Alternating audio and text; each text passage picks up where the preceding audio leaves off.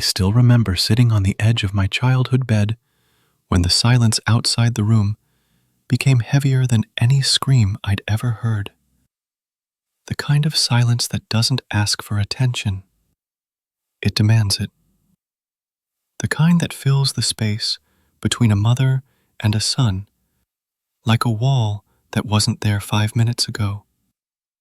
She had my phone, and I knew. I just fucking knew. Her eyes didn't blink, her lips didn't move, but I could feel everything break in that one moment. And it wasn't the kind of breaking that explodes, it was the slow, soul-level kind, a quiet collapse. "Is this true?" she asked. I wanted to disappear, but disappearing doesn't save you. Neither does lying. Nobody tells you what to do when the woman who gave you life looks at you like you just killed the future she imagined for you. Nobody prepares you for the quiet war that starts inside your chest when you realize love, real, unconditional love, might not be as unconditional as you thought. By the end of this video, you'll know exactly how to walk through that fire and come out standing. She handed me the phone like it was covered in blood. Like it wasn't just a screen. It was a crime scene. My text was still open. One line. Nothing graphic, just the truth disguised as affection. "I miss falling asleep next to you." Her fingers trembled slightly, but her voice was calm. That was worse. That fake calm that only shows up when someone's holding back an emotional landslide. "So, is this who you are?" I couldn't answer. My throat locked up like my body was trying to protect me from the truth that had already escaped. I nodded. Small, barely visible, but enough. She turned, walked out. No screaming, no tears, just silence. And the sound of her slippers down the hallway, soft, steady, final. That's the sound that still haunts me. Because I knew, in that moment, something had died. I wanted to chase her, say something, apologize. For what? I don't even know. For being born wrong, for letting her find out this way. For not being the man she thought I'd become. But I just sat there, paralyzed. That night, dinner was quiet. She made food, set the table. We ate like two strangers sitting at a train station, both waiting for a ride that wasn't coming. She didn't say another word to me. You don't realize how much you crave a mother's smile until she stops giving it to you. And when you lose that warmth, even if just for a few days, you start to question whether being honest was worth it. You start to wonder if freedom is just another word for exile. I went to bed wondering what the hell I had done. Not just the text, the whole thing. Coming out to my friends, dating a guy, thinking I could live in two worlds and keep them from crashing into each other. I thought I was smart. Thought I could time it right. Thought I'd tell her when she was ready. But the truth doesn't wait for your perfect moment. It kicks the door down and makes you watch. I laid there, staring at the ceiling, trying to remember every second of my life where I had made her proud. Every spelling bee, every perfect grade, every time I didn't talk back, and wondering if all of that had just been erased in 10 words on a screen. The next morning, she said one sentence before I left for work. "We'll talk tonight." It didn't feel like a conversation was coming. It felt like a trial. Like I was going to walk in, sit on the couch, and defend my existence. That's the terrifying truth most people don't talk about. Coming out isn't always a celebration. Sometimes it's a courtroom. And the person judging you is the one who changed your diapers and kissed your scraped knees. All day at work, I couldn't focus. My hands were sweating. My chest was tight. Every text notification made my heart skip. I kept thinking, what if she kicks me out? What if she tells the rest of the family? What if she never looks at me the same again? But buried underneath all that panic was a darker thought. What if I'm wrong for this? You don't say it out loud, but it's there. That fear, that maybe your love is a defect, that maybe all the nights you've laid awake dreaming about someone's hands in yours, that those dreams make you broken. That's the psychological warfare no one prepares you for. The enemy isn't your mom. It's the version of you inside your own head that starts to believe her disappointment means you're unworthy. You sit there thinking you're a man. You've got your job, your friends, your own opinions, your gym routine. But when she looks at you like a stranger, you feel like a little boy again, begging to be seen, desperate to be understood, terrified of being abandoned. I got home. The lights were dim. She was already sitting on the couch, her hands folded, face calm but eyes sharp.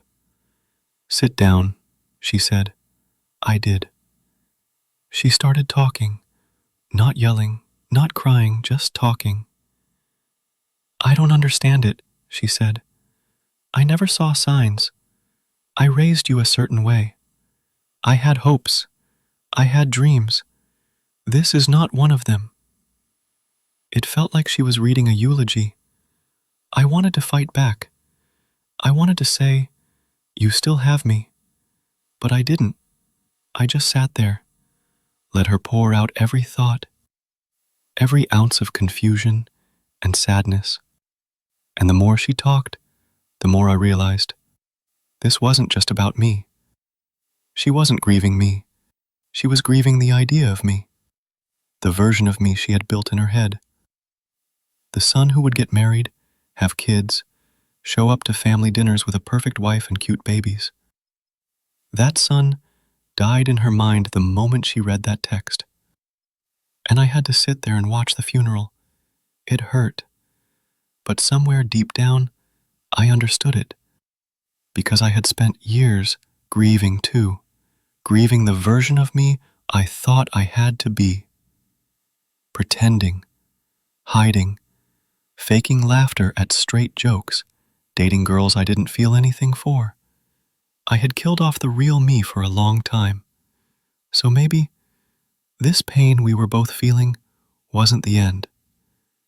Maybe it was just the burial of old lies. But that didn't make it easier. She finished talking and waited. That's the most brutal part. You think the silence is over, and then it circles back to trap you again. I stared at the carpet because I couldn't look at her. Every instinct in me wanted to apologize, to make it easier for her. But I didn't. For once in my life, I didn't try to be the good son.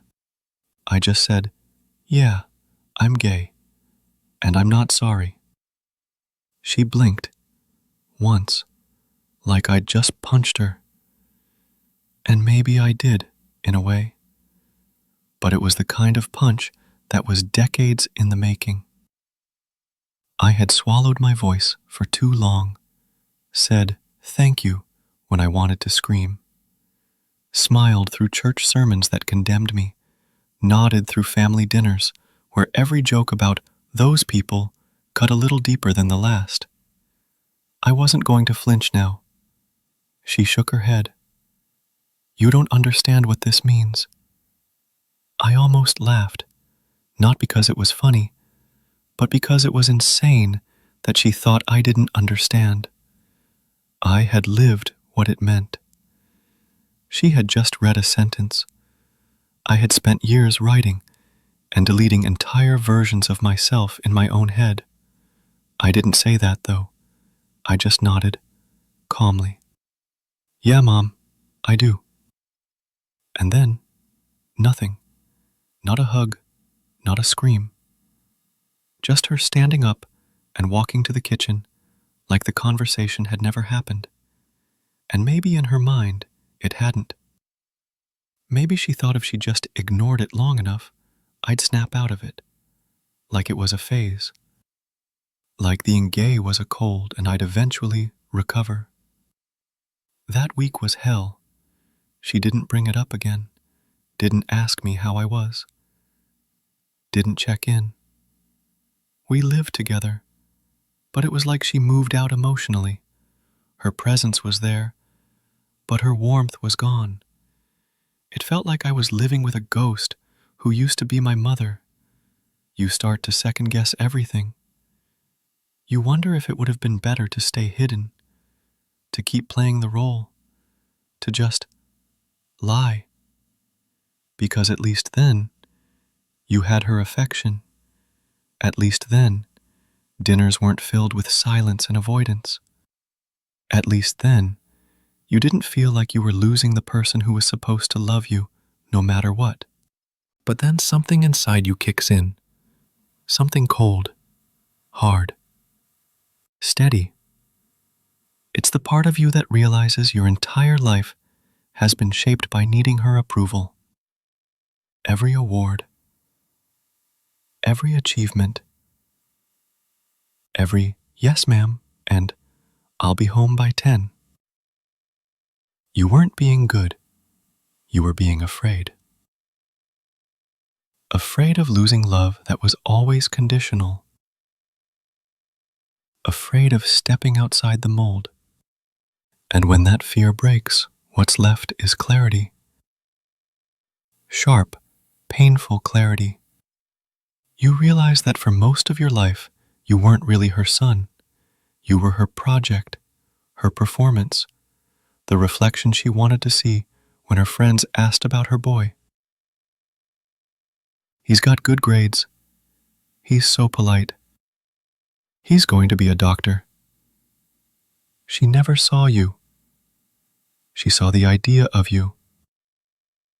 And now that the idea shattered, she didn't know what to do with the real thing. So you start doing the one thing you never did before. You stop trying to fix it. You stop walking on eggshells. You stop apologizing for the air you take up. You stop tiptoeing around her emotions, like your identity is something shameful she has to recover from. You start living like you matter, not because you're trying to prove it, but because you finally believe it. And that's when the shift happens. It's not overnight. It's not pretty. But eventually, she breaks the silence. One morning, she asks if you want eggs. Not much, but it's something. A crack in the wall. Weeks later, she asks if you're still seeing him. Doesn't say his name. Doesn't make eye contact, but she asks. And in that question, there's fear. There's curiosity. Maybe even a little regret.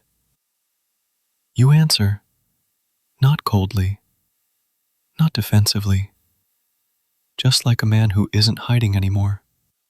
Yeah, I am. She nods, doesn't say more, but she doesn't flinch either. That's progress. Eventually, there's a conversation, a real one. She says she still doesn't understand, still doesn't like it, still wishes things were different, but she also says she doesn't want to lose her son. And that's when you realize something no one tells you. Coming out isn't just your battle, it's hers too. It's the death of her fantasy. The dismantling of everything she thought your life would be. And grief doesn't always wear black. Sometimes it looks like distance, coldness, silence. You can't force her to understand, but you also can't shrink yourself to make her comfortable. You don't get to pick her timeline, but you do get to pick your own boundaries. You get to choose whether you keep begging for her love or you start demanding your dignity. And yeah, that's the terrifying truth. The real war isn't about her knowing you're gay. It's about you finally refusing to hate yourself for it. There's a moment, not dramatic, not cinematic, When you wake up and realize you don't need her to get it anymore. That the tightness in your chest, the clench in your stomach, every time she sighs or looks away, it's not about her disappointment. It's about your addiction to being accepted. You've lived your whole life trying to earn love like it's a prize at the end of a rigged game. And when you stop playing, there's a quiet peace that rushes in. Not comfort, not happiness, just peace. Like finally stepping off a treadmill that's been on full speed for 20 years. You stop explaining yourself, stop defending your existence. You start choosing who gets access to you, not based on blood, but based on respect. You realize love without respect is manipulation in disguise. And if your own mother can't love the real you, then maybe that love wasn't for you to begin with. It was for the version of you she invented. And yeah, it's fucking painful. It's the kind of grief that doesn't come with a funeral. Nobody brings flowers. Nobody says, sorry for your loss. Because technically, you didn't lose her. She's still around, still cooking dinner, still folding laundry, still asking you about work. But something has gone. The warmth, the ease, the knowing that you're seen, that you belong. And when that dies, you don't cry once. You cry 100 times. At the gym, in the car, alone in your room. You don't sob, you just ache. Quietly, constantly. Because now you know. Love can exist without understanding, but it can't survive without honesty. You'll watch her wrestle with it. Denial, avoidance, sometimes passive aggression. I don't want to talk about it right now. Let's just have a normal dinner. Why do you always have to make it about that? And you'll feel the pull again, the pull to make it easy for her, to apologize just by existing more quietly, to smile smaller, to act straighter, to laugh at the right things, to shrink. Don't shrink. Don't soften the truth to make her more comfortable. Don't hide the photos. Don't switch the pronouns in your stories. Don't pretend your boyfriend is just a friend from work. That's not love. That's self-erasure with a polite smile. And yeah, it'll hurt when she doesn't come to your birthday, when she doesn't ask about your partner, when she tells your aunt you're still single. You'll feel it in your bones. But that pain is clean. It's honest. It's the cost of freedom. And if you've made it this far, you already know the alternative. Shame, silence, and a lifetime of pretend. One day, maybe years later, she might soften. She might ask about him. She might say she's sorry. Or she might never change. That's not up to you. What is up to you is who you become while waiting. Do you hold your breath and wait for her to love you the right way? Or do you love yourself enough to stop needing it? Because here's the truth no one likes to say out loud. You don't need your mom's permission to be whole. You were never broken. They just told you that because it made them more comfortable. You are not a tragedy. You are not a phase. You are not a disappointment. You're a man who told the truth when it hurt. You're a man who chose honesty over performance. You're a man who stood in front of the one person he feared losing most and said, "This is me." And that is fucking strength.